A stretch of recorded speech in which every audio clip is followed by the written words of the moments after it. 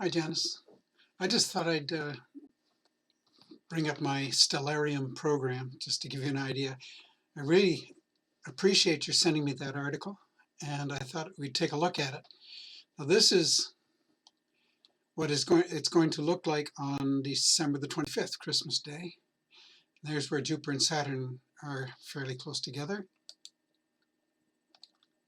And if I move out, you can see they're almost one at that distance. If we zoom in, we can see they're separate entities. And I gather that Saturn is about twice the distance away from us as Jupiter is in this picture. Oh, there's a satellite there. I'll be darned. I forgot that Stellarium does that. Starlink. Okay, that's interesting.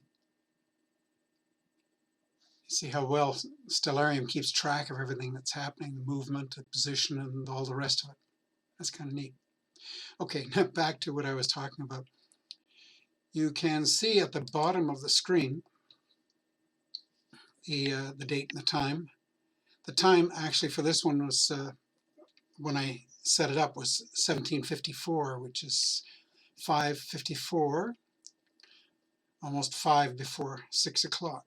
So the sky is supposed to be getting dark at about that time. Now I'm going to take it back a ways. I think it's supposed to be at its closest on the 21st. Now you can see that the two are almost exactly together. I have to move in pretty close to see the difference between the two. So that's on the 21st.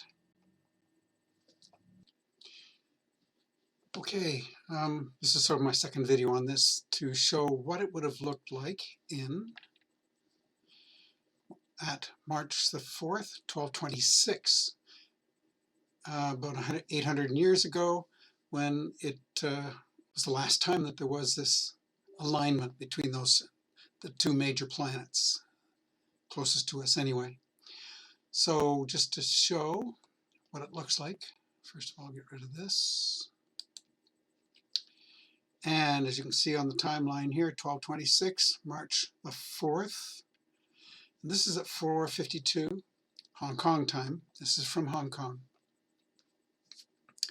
And what makes this one interesting, okay, just to show first of all that it is in fact two planets stuck together.